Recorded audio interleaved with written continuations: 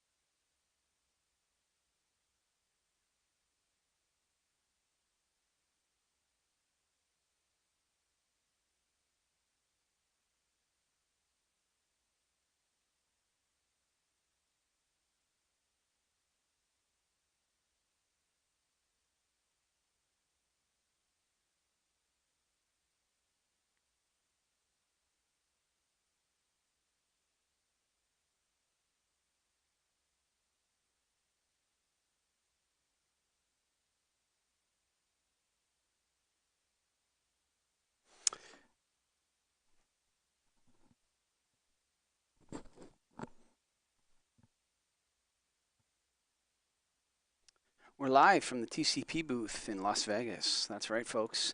We're just waiting on a couple people, and I'll update you in a second if they're going to be even later. But we're waiting on Colleen Harper, the newly anointed executive director of the IES, and Brianne Musselman, I believe, might join us. We don't know, but we're just waiting on them right now. So sit tight. We're going to have a great talk with those three, with Greg Eric, myself in Toronto, and Greg Eric live in Las Vegas with Colleen Harper from the IES.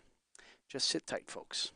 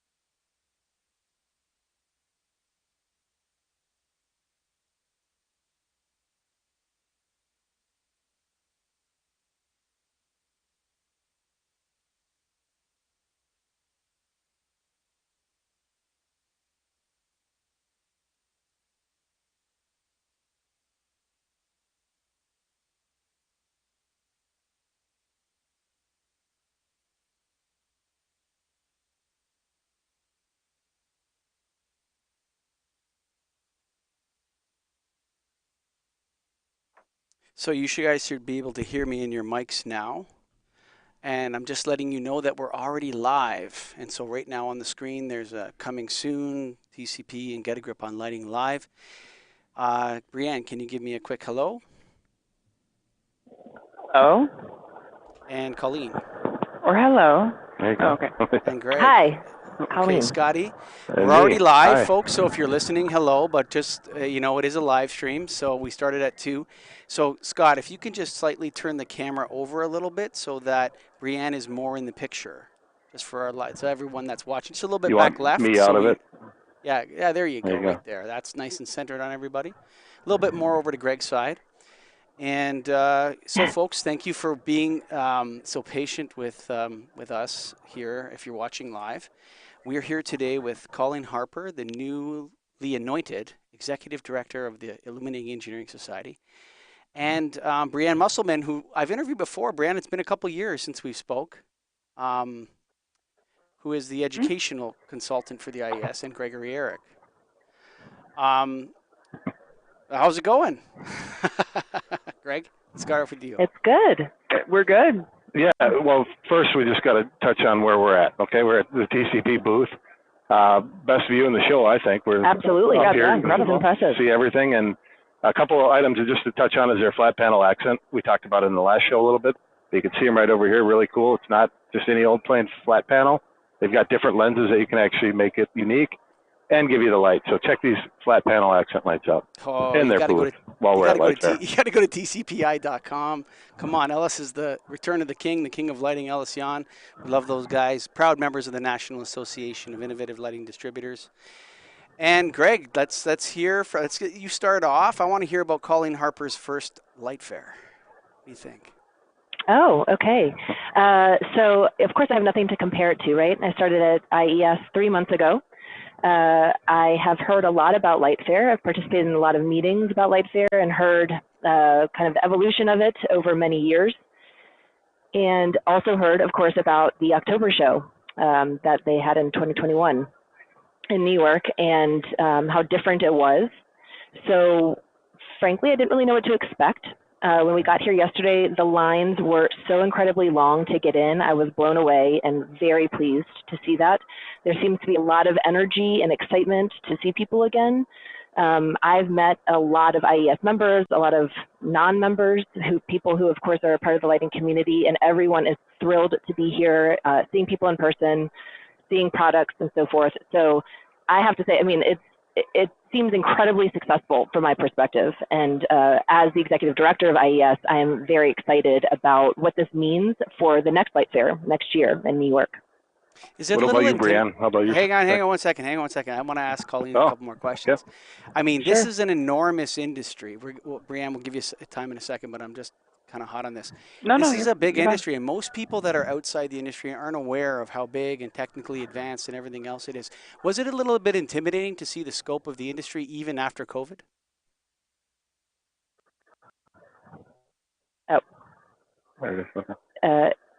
Yes. So, I came from the Audio Engineering Society, where we had a large convention also. And the first time I attended an AES convention was a little bit later in the year, or a little bit later after I started at the organization than at IES.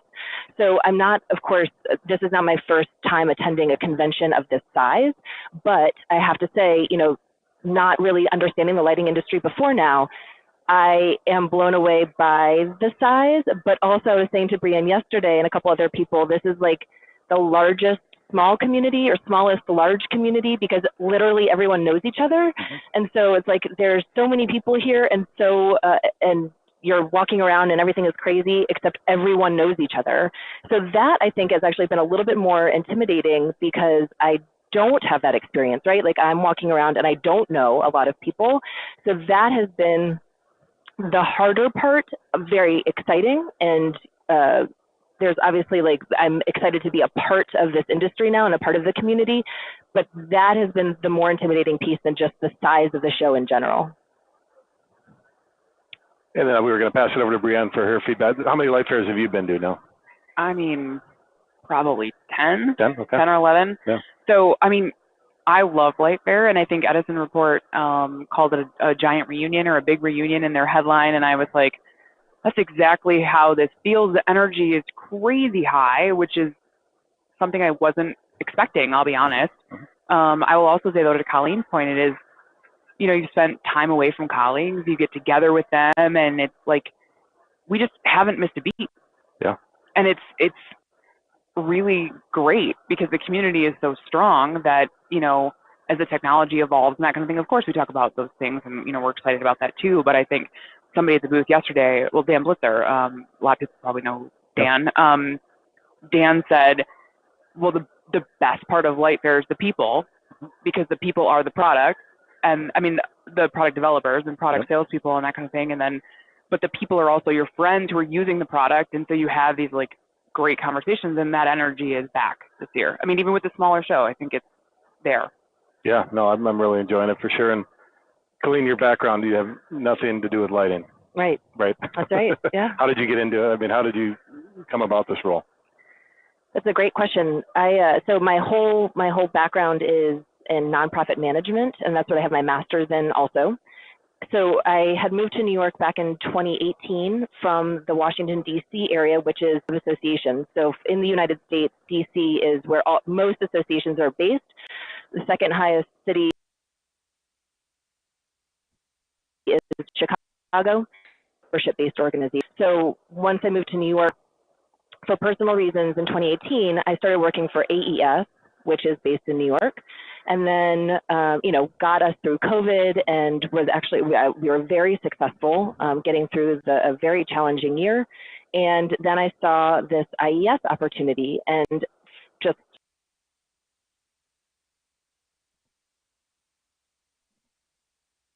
to be very candid from how vibrant it is and how wonderful the people are. But the reason that I got to IES to begin with was because it seemed like, for what I do for a living, it was an excellent opportunity.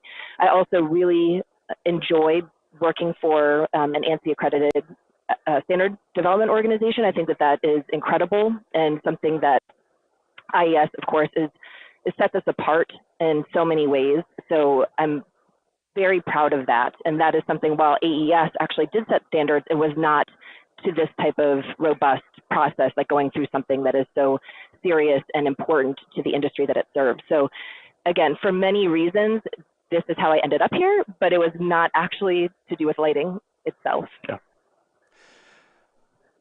What's the plan?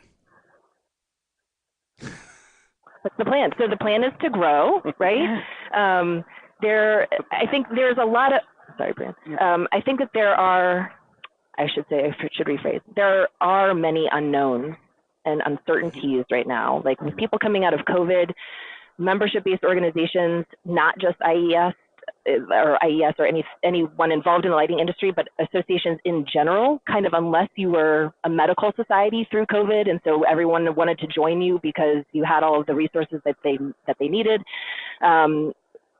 suffered a little bit in the sense that people didn't have, or companies didn't have, what they consider to be discretionary income to support memberships and to support attendance at events, and of course in-person events just weren't happening at all. So for us, it's no secret that Light Fair is such a huge piece of how we make money and where our revenue comes from.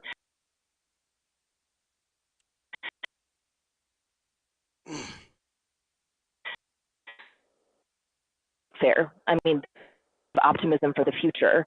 So we're really excited about going into next year, and we're very committed to Light Fair and the success of Light Fair because it is a wonderful event.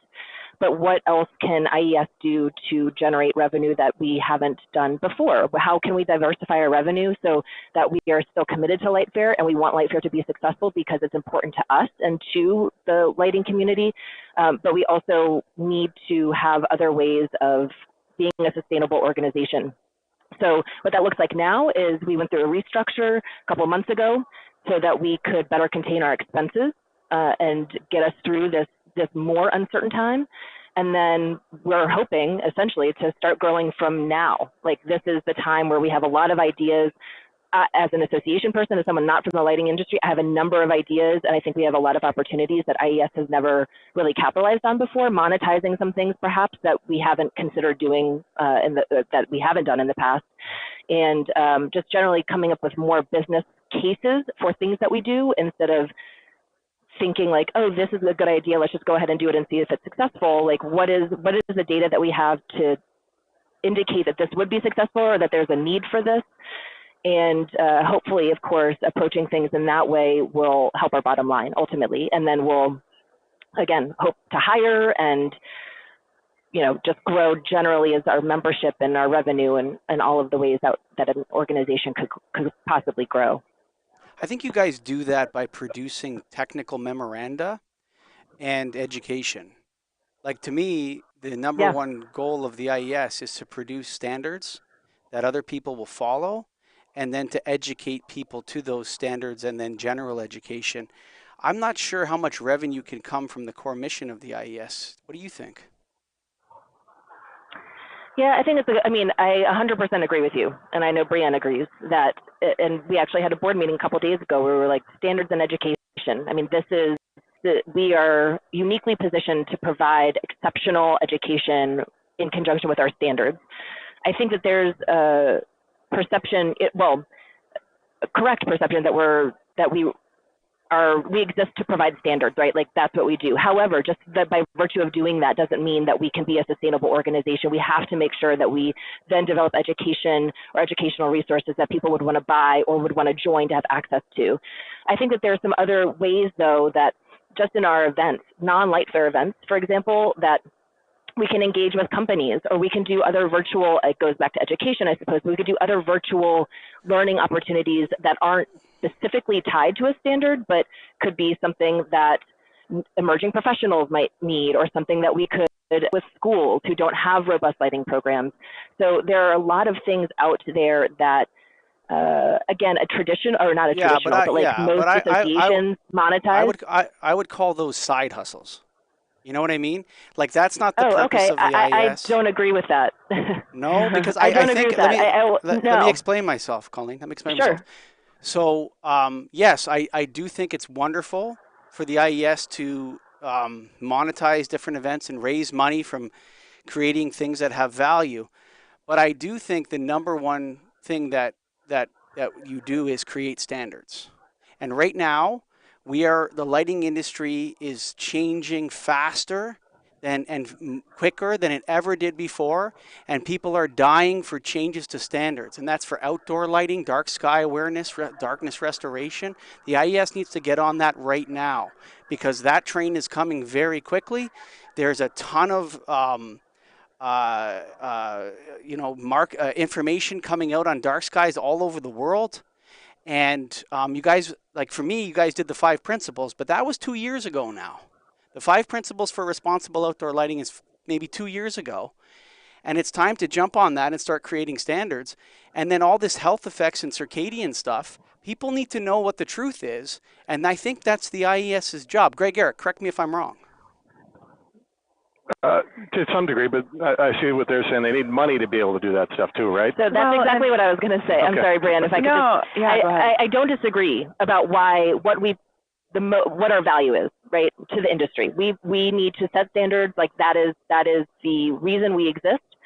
The problem with that, not the problem with that, but we have to be a sustainable business. So those two things are not mutually exclusive. We have to do them in conjunction with each other. So we can call them side hustles, but we have to do those to be able to exist, to set standards, to develop standards. So that is why I disagree with you. We can call them whatever, but those events, those revenue generating opportunities are so important to us, because if we don't do them, then we won't exist. But I think, Brianne, I'm sorry. Go ahead. Hang on 1 second. But the committees are run by volunteers, Brianne.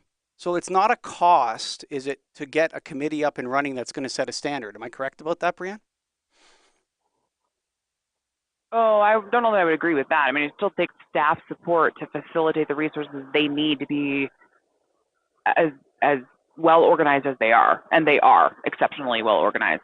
Yes. I would say, but I also take issue a little bit with, I'm now in the restructure, the director of standards and education, right? So I have our content management is my thing now.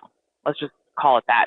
And on the larger scale, there's some modalities and some other ways in which that we should be maybe taking advantage of more outreach and more asynchronous material and that kind of thing from a revenue perspective, revenue generation to support the standards development. But also, yes, the five principles came out, 2 years ago, and we signed on for that. But we just released RP43 last week with 3 other standards. But on top of that, I think, we meet with IDA every month. We meet with the National Park Service every month.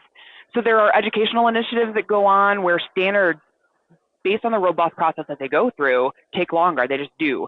So I think the key to that, actually, to your criticism about the length of time that we've gone maybe quiet about certain issues publicly, is not what's happening privately. And on top of that, there's ways in which education can fill that gap until the robust process of a standard can be completed.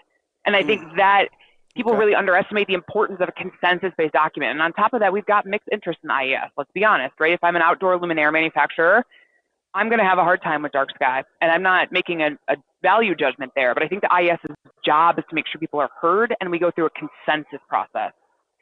And that means, though, that education, and we talked about this with the IDA, education can bridge that gap of like, here's how to approach a minimum standard of care via a standard, but here's why education is critical to teach you why that minimum standard of care might not be good enough, or it's not enough, or maybe it's too much. So I think education is that gap, really, of like, the standards are great, but they can't think for you. They can just give you a framework by which to approach things. And then we have to supplement it. And to your point, it has to happen as quickly as the issues are happening, like in ID, or with Dark Sky Association and things like that. So I think that supplemental piece is maybe where we get some of the most criticism, actually, is that we stay quiet during a standards process development because it's the right thing to do to let that come out. It's like talking to a jury. Like, you don't go to a jury and talk about the case. You leave standards to the robust process that we follow for a reason. But again, I think we've got some modernization to do on how we educate people about what we're up to. And I think the perception, you're not particularly stuff like that. We know that criticism. We've heard it and combat it all the time. I mean. Well, the only thing I would say is that there's no consensus that light pollution is good. Like, light pollution is probably the #1 most solvable problem in front of the lighting industry. In fact, Colleen, I know that you're maybe coming in to get a grip on lighting here hot, but I think the #1 revenue generator for the industry, so like the IES would be setting the standards, would be to really tackle the light pollution issue. It's an environmental issue. Yes, it's not climate change, but it's an environmental issue that the lighting industry can solve. And we talk a lot about light pollution in the Restoring Darkness podcast that we produce. And I don't feel like the IES is 100% on board with that. And as a newbie, as someone who has no roots in the industry, Colleen, I'm inviting you to embrace the darkness restoration issue for the IES and just tell everyone in the room that, hey, we're the people that can solve this problem. And, we don't need this consensus from people that want to create light pollution. We want to get people to the table that can really solve this issue. Colleen, will you join the darkness restoration movement? Well, I have to say, I'm really hearing about this for the first time. Maybe I should be embarrassed to say that. I don't know. I don't know that I am educated enough after 3 months to adequately respond to that. I have to do, there's a very steep learning curve. I, of course, want to be on the right side of things, of history, of everything. So I will commit to learning about it as much as I can. And I'm assuming that some of that will come from Brienne and listening to your podcast, the team. Yeah.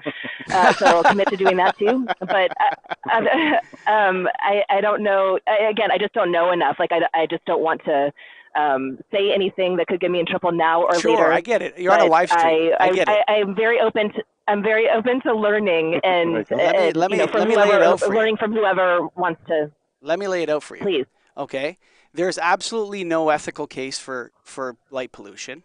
there's no technology, and Brianne knows this as well. Like it's not a secret. It's just the lighting industry. Yeah. I was so excited when they hired you, and I couldn't wait to tell you about this issue, because we need an outsider. We need someone else to say, "Hey guys, it's very important that we solve the light pollution issue." And that's why I was hoping to have an outsider take this role. Because Brianne, it's tough. There's so many people in the lighting industry that have been doing things the same way for so long on the outdoor lighting issue. And, people don't want to embrace it. But it's the single biggest opportunity in front of us. We have an ethical and moral duty to solve this problem. Light pollution is out of control. It is a massive environmental issue. And, again, I know you can't commit right here with me on the live stream, but I'm inviting you very strongly. One of the things that you could really put a stake in the ground where you could have a legacy is if you force the IES and the lighting industry to tackle that issue. Greg, am I crazy here, or what do you think? You're not crazy. No, I mean, we talk about it a lot, and Sure. it's good from a business standpoint too for lighting people, right? Because now we got to go replace everything in a way. So Yeah. you look at fixing a lot of the issues that are out there, but it is a major issue to tackle. There's going to be a lot that has to go into it, and we kind of put some documents together on our end too, but it's going to revolve around cities and governments getting on board and enforcing it. Yeah, and educating the people who help them navigate their own ordinances and things like that. Like, I've worked on city ordinances. I know exactly what it feels like to argue with, people who want their facades lit for safety and security or perception of safety and security, but then we have people who are concerned about migratory patterns and other light pollution issues. And I think that that's the job of the IES here.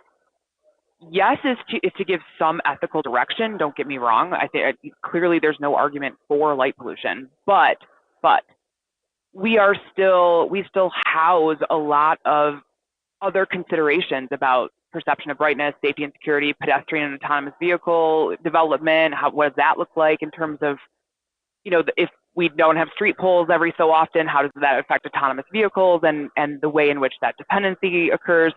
What I'm getting at is that the IES's role has to remain as complex as our members, and I don't want to oversimplify that. So it doesn't mean I'm not willing to take a position. Brianne, all we have to do is tell people doing to it follow the right way.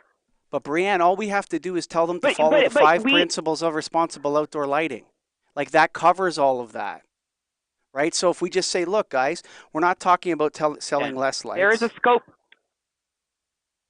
We're having a little bit of choppiness here. Uh-oh, I'm cutting out a bit. Yeah. Sorry, take guys. over for IDA. Right. No, I think you guys should. I think you guys should take over the IDA. I hear you. Yeah. Yeah, like I think that I hear you. I don't agree, but I hear you. Yeah. Well, hang on. Let me just. And again, this is a discussion. What I'm saying is that anybody that goes against this should just be presented with the 5 principles of responsible outdoor lighting. And if that's from the IES and the IDA, I agree. That's their joint document, and say, this is what is right and ethically right. What's that? I think that the 5 principles are committing to that is very different than taking over another organization and or bypassing the consensus-based standard for the sake of a specific agenda. Now, whether I personally agree with the agenda or not isn't really up for debate. We're still an antibody. But I agree with you that the 5 principles can still be a framework by which people ethically consider what their role in it is. I was a lighting designer. I know what my role was. I also know what I was paid to do. And so sometimes being paid to light somebody's plaza or facade is not the same thing as being ethically able to, from a business case, to keep going back to revenue. I was on billable time once. It's hard to turn down work even if you're ethically or personally aligned with the 5 principles. Brianne, and again, all I'm saying is there's a reflection of our industry. Brianne, it's impossible for me, the host of the Restoring Darkness podcast, to sell a dark sky friendly system to an outdoor lighting client. It's almost impossible. Like, that's how difficult it is. But that's because the industry, we need to have industry alignment on the issue, because anyone else will sell them a light polluting lighting system with for a lower price and with more light. And that's what we have to overcome. That's very difficult. It's very difficult. And that's why we need leadership from the IES. I think, yes, I think we need education and leadership from the IES, Correct. right? Like, Agreed. we could pick all sorts of things to focus on, including circadian entrainment and other light and health related issues, as you pointed out earlier. And But again, we have to remain committed to the quality of the work that we've been doing. And so again, I will say that education is the way to bypass, I mean, not bypass, but it's the way to supplement who we are in the process of a standard being built. There you go. And that's important to our business case. If we don't sell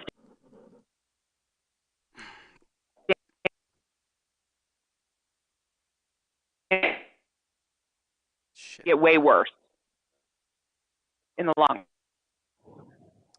We're having some Doesn't mean it's not technical important. difficulties. Yeah, I'm just, I agree.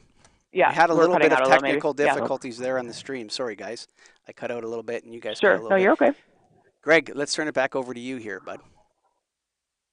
Yeah, I think it's just kind of what going forward. What's the plan on the education side? I mean, I know we've talked a lot about it. Is there any specifics, or is it just gathering all the info and working through? Yeah, I mean, one of the exciting things about being back together with IES staff, which is something I work remote in Detroit still, and so, one of the beneficial pieces of being here is that I've been talking with the standard staff. Pat McGillicuddy's unbelievable. Dan Osmankowski just joined us, and Zoe Milgramer is in research. She's back in New York, but we're all in this phase of learning how to take some of our best content, which lives in our standards, it does, and through those experts, and making educational pieces come out in tandem or in supplement to a standard as it's happening, instead of, like I said earlier, that criticism that we stay quiet for too long. Sure. How do we fix that perception that we're working on it, that we care, that we have SMEs who, the people who are writing the standard are often the people we tap to do the educational piece. Yeah. And so how do we make the most of their time, because they are volunteers, right? We know that their time is limited and valuable.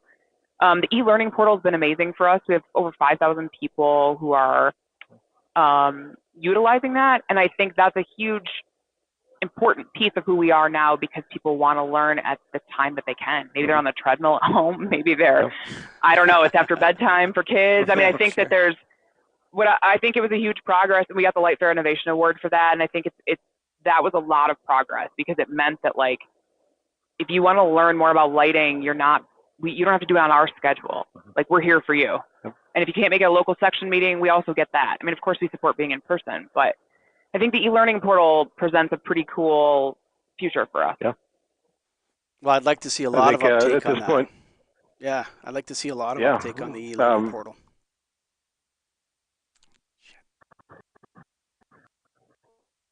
Final thoughts on the IES? Anything you want to touch on? Yeah, no, I mean, I appreciate you guys having us on. This is a wonderful opportunity. I will certainly do a good job of educating myself. I hope you won't hesitate to reach out. I don't think that you will, but I hope you won't hesitate to reach out. I think, there is a lot of optimism. There are a lot of changes, and we're dealing with those, but there's a lot of optimism, and we're very excited for IES and for Light Fair and the lighting industry just in general moving forward. So I'm looking forward to meeting more people at our events later this year, and then, of course, again, Light Fair next year in New York. And you guys know how important energy is, right, to all of us. You guys are energetic, the taking a stance, the making sure that the passionate people are heard. You guys are a huge part of that. Believe me, I appreciate it, because the passionate people make our industry go round. And so Colleen's getting some first doses of that passion, but it's been impressive how quickly she accepts that as being a part of who the lighting industry is. So I think that's a good thing moving forward. And you guys, I know you guys are a big part of it. We've talked about it before. I mean, last time I was here, we talked about TM21, a little drier than this. Yeah, a little bit drier. Yeah. But you know what? I've really embraced this restoration issue in my heart. And I'm very passionate about it. And I know you do. Yeah. I see forward, and I really would love this industry to solve its own problems. Like, how wonderful it is to say nobody has to admit they're wrong or anything like that. It's just about, like, this is the right way for us to go. And I'm inviting everybody I can and to join that. So I'm glad you guys were able to hear my passion, as Brianne says. But what about your conference? Is it on in August this year? Are you guys hosting an in-person conference? Yeah. We are. Yep, New Orleans in August. It's going to be hot, but coming out. It's going to be very hot. Yeah. So please join us. Yeah, the IES conference. And then we have the SALC conference. I'm sorry, we have the SALC in October. Yeah. In October. So your upcoming also events in person in Dallas. One is in August and the other's in October. Are there any before that, or is that the next two on the schedule? we have some virtual things, right? We have some webinars and stuff happening, but the in-person events are those two. Yeah. Yes, annual conference and then SALC. Where can people we see the members again? Can't wait. Where can people watching this find those webinars and register for all those events? At IES.org? Yes. You got it. Yep. The best place to go. And we recently launched a new website, so it's I think easier to use for many people. Yeah. So please head there. Exciting times, folks. And if you made it to this live stream, go to IES.org. And of course, Greg, we got to thank the good folks at TCP, Elysion and Leslie Matt and everyone there for hosting us. That's right. We should thank them for this beautiful thing. Yeah. And having a great booth, awesome product, innovative stuff. So check it out. Great leaders. So go to tcpi.com. I'm going to go look at the flat panels. So go check them out at booth number 2229. And for right now, we're out. We'll be back. Greg, when are we back? Tell the folks listening when we're going to be back. Potentially in a few minutes or at 1. Okay, potentially in a few minutes. So we're working on stay tuned. In between. Colleen, thank you so much. You guys. Welcome to the industry. Thank you so much. Thank you. Bye, Brianne. Happy to be here. Again. Thanks. Bye. Great to see you. Yep. Bye.